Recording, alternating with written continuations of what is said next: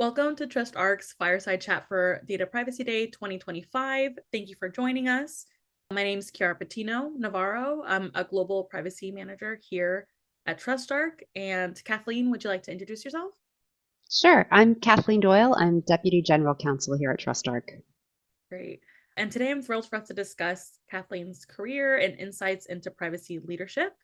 I see you've had an amazing career journey so far. What initially sparked your interest in privacy law?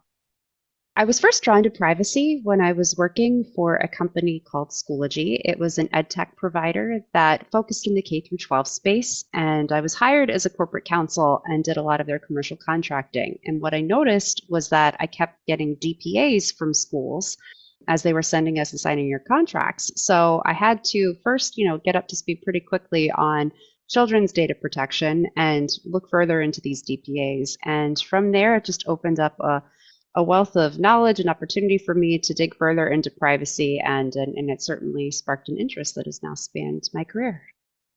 That's great. So, Kathleen, you said in the past you were corporate counsel. From those roles with the previous companies you've been at to this current role, how did you transition into this current role? What was that process like for you? So Schoology, the company I was working for, was acquired by a larger ed tech organization. And when I was at Schoology, I was a solo practitioner and I was kind of a jack of all trades. But when I joined Power School, I joined a legal team. And it was the first time that I had the ability to really specialize and focus. And I, raised my hand pretty quickly while I was there and said, hey, I'd like to, be at the forefront of our privacy practice within Power School. And so that's where I learned a little bit more about privacy compliance and what it takes to build a more broad privacy program within an organization. And from there, I was hired by a financial company that was a mortgage loan originator, so in the financial services industry, also dealing with sensitive data. In this case, not student data, but person, financial data. And I was the person that was hired to head the privacy program. So focused not only on the contract aspects of privacy, but really was given the chance to build a privacy program from the ground up and put in practice some of the things that I had learned from Power School. And so, I really enjoyed that. I loved getting my hands deep in the weeds and in all aspects of privacy within an organization. But unfortunately, that the company grew pretty quickly, it shrank pretty quickly, and I was subject to a layoff. I joined another company, Snowflake, focusing more on the commercial contracting aspects of privacy, which led me to my current role. So I've kind of gone full circle. I started off as more of a general corporate counsel as a solo person on a small company, and since have come to TrustArc, where I'm deputy general counsel, where we are a privacy tech company. So it's embedded in what we offer, but I'm able to also focus on that on the commercial contract aspect of it, in the compliance aspect of it, and then also in the products that we offer. So it's kind of grown and blossomed and come full circle in a way. Well, that's awesome. And what a breadth of experience, right? So, with that, like what kinds of skills or experiences would you recommend in folks starting on in their career in preparing? I think right now I would suggest that people read everything they possibly can about AI because we are at the precipice of such a deep ocean that is AI that we are all struggling and grappling with and trying to wrap our hands around. So I would, if I were to give advice on skills, I would say first off, read everything you can about AI to try to wrap your hands around it and your head around it. If you're especially somebody that's young and looking to get into the privacy world. And then I would say something that is, like more of a soft skill as opposed to like privacy is you got to learn to network and to collaborate because privacy is not a vacuum. It really isn't. I think whenever you join an organization, you're going to need to bring in people from product and engineering. And, privacy typically falls in legal, but it might not. So legal, different things. And you need to be able to all combine in order to make a privacy program run efficiently. So I would say, broaden your horizons. Don't necessarily dive so down into the books. Like, yes, that's necessary, but you also need to learn to work with others and understand how privacy has implications in every aspect of an organization. I think with that advice, it kind of makes sense. A lot of folks think that, to pursue a career in privacy, you have to, be a lawyer, you have to already, be in big law and already have like a lot of experience in that aspect. And so I Mhm. think your advice kind of applies to folks who maybe don't want to go to law school. Do you have Yeah, anything to say with folks, that are a little concerned with their? sure. And I would say this topic actually hits really close to home for me. So when I was at Better, which was the financial organization, I had a couple of paralegals that reported to me that helped us build the privacy program. One of which was deciding whether or not to go to law school, and she loved privacy, and she's like, I want to focus on privacy, but I've gotten into law school. I'm not sure if I want to assume all this debt. Do I really need to? And we had this conversation. We really went back and forth and looked at, what there was professionally out there and what she could do with either to go or to not go. Privacy, is something that you don't necessarily need a law degree to be able to do a lot of aspects of privacy compliance. I think law degrees can help you certainly grapple with a lot of the tough, like deep regulation where you have to like get further into the nuances and just essentially digesting that dense text. But I would say I've met a lot of people in the privacy space that don't have law degrees. So I am certainly a person that thinks that there are plenty of professional opportunities in our privacy space for both legal professionals and non-legal professionals alike. For sure. And I think kind of shifting a little bit into, your current role, can you kind of describe a day-to-day for yourself? Yeah, I would. This is a question I get asked a lot, and I would say when you have general after your name, so it's Deputy General Counsel, your day to day varies quite a lot, I would say. So, one day I can be focusing, especially now at the end of year, end of quarter, on getting commercial contracts out the door and getting sales through and helping the sales team move as quickly as they can. But on other days, I might be like helping with RFPs, helping product, integrate certain aspects of privacy into what we're building. I might be, talking with our sales team about like the legal implications of saying this, that, or the other. So it is varied, but as a typical day, I would say for me is I always wake up and I start checking what's out there, right? I look at the news. I follow not only our internal content, and that's not a plug. I was actually a customer of TrustArc before I became an employee. So I always did look at TrustArc and see what they're putting out there content wise. And again, this is not an endorsement for anyone or any company or list of whatever. Lexology, I've always found pretty helpful to be, a consolidator and be able to get like nuggets quickly about what's going on in the world. But I first get up to speed on what's out there, what's changing, what should I be keeping an eye out for.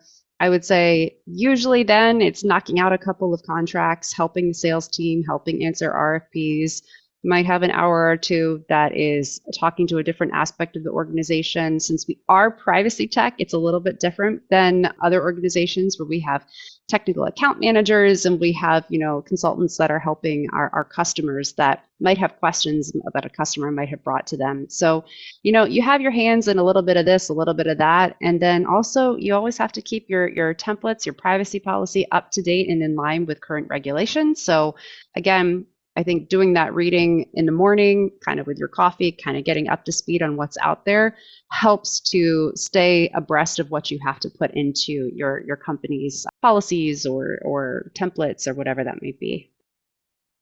100%. And in looking at your day, I think it kind of makes sense to then ask, what are your biggest challenges that you're facing right now as a privacy leader? And what's your approach in solving them? So I'm going to put a peg in this and I'll say this. It's a little bit different working for this company because we are a privacy company who understands the importance of privacy. So I'm going to answer your question with an eye towards those that might not work for a privacy tech company and challenges that I have faced in previous roles. And I would say it's advocating for privacy and stressing the importance of it across the organization. Like from the C-suite down to your college grad that's first job out of university. It's trying to get buy-in and impress that why privacy is important. I think that in the United States, which is where I'm based, we've come a long way recently with states enacting different privacy regulations. I would say globally, they've had a better grasp of it because of the fines associated with GDPR, where companies understand the weight of it when it hits their pocketbook. But for me, trying to stress the importance of putting resources, putting energy, putting funding into the privacy program with a domestic operation has been a challenge, but one that seems to be getting easier now that more states are on board with enacting legislation. 100%. And you kind of mentioned this before, but other than, your daily read with your cup of coffee, how Mhm. else do you stay ahead of the constantly changing global privacy regulations and trends? Yeah, I would say there's a certain individual component of it. You have to be curious. You have to, find your trusted sources of information, whether that be through TrustArc or through Luxology or through IAPP. They always put out a number of good things. But I would say getting involved in the privacy community is of paramount importance. It's pretty easy to find like some of the privacy leaders on LinkedIn. I follow them. I see what they're chatting about. If there's local meetup groups or even, via Zoom meetup groups or webinars that certain law firms are putting on, I certainly try to attend those time permitting. But they do have local meetup groups in the area. I live within a relatively close distance to Washington, D.C., and there's usually some sort of activity or like a knowledge net chapter at IAPP that you can always get involved in. So I would say just try to participate in the community as much as possible because again, like privacy is not in a vacuum, not within an organization, and you're not the only privacy practitioner that's typically grappling with how to implement regulation that might have just come down. Usually your peers are as well, and having those conversations makes it feel not as lonely and helps. Two heads are better than one, right? So trying to get involved in the community as much as possible as well. Great. So, Kathleen, what resources or organizations would you recommend for someone starting out in privacy law or in data privacy? I think that, everybody, like the gold standard is IAPP. They are the organization that puts on the CIPP designation. They have a number of conferences throughout the world and throughout the year. And I think getting involved with that will certainly plunk you right in the middle of Privacy Central. And I know that is actually one of our tools. I'm not trying to use it doubly, but it really is. The IPP is great. Their website, even if you're not a member, say you're a student, you're not sure you can afford the yearly membership fee, they have resources on their website that you can ingest some things that are coming down the pipeline and keep you up to date. I also, and I did go to GW or the George Washington School of Law, but Professor Solov is a professor there that puts on the Privacy and Security Forum. And that's something that's held twice a year in DC. He also puts out a newsletter that I highly recommend to anyone. And again, I'm not being paid for these endorsements. These are just what I actually digest myself. So he's great. I also follow him on LinkedIn and, he puts out some great content. But if you're looking for resources just to dip your toe and you're like, hey, maybe I'm interested in privacy, maybe I'm not, these are great things where you can get involved, get a taste, get in there pretty quickly and find out what's going on in the privacy space. If you could go back and give yourself one piece of advice about pursuing a career in privacy law, what would it be? I would say don't be afraid to fail and fail quickly. Dive in.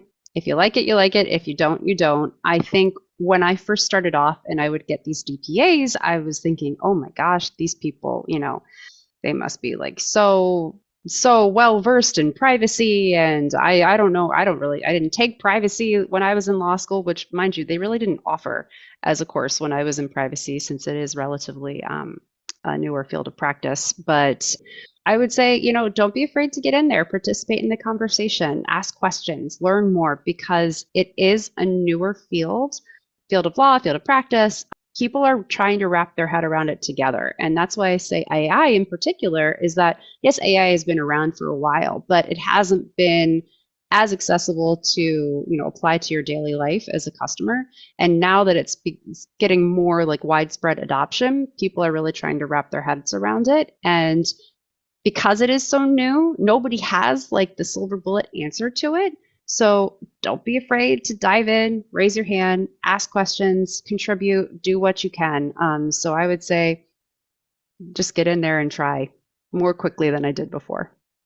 No, totally. I think for myself, like some of the resources you've mentioned, right? Like going to conferences or being connected with your knowledge net, it's kind of comforting to know that a lot of folks don't know 100% what the future is going to hold. And like what the technology is going to be able to do. And so like I remember with the PSR conference last year Hmm. where there was like a bunch of panels on AI. It was kind of great to kind of get that general information on how it operates, but also kind of Hmm. like it was really cool to see, like you said, like a lot of folks kind of trying to make sense of it and trying to make sense of how regulations come Yeah. in your example. Yeah. So And I I think would say, look too, because like I said, I'm based in the United States. It seems like Europe is usually a little bit ahead of us on a number of different aspects of the privacy front.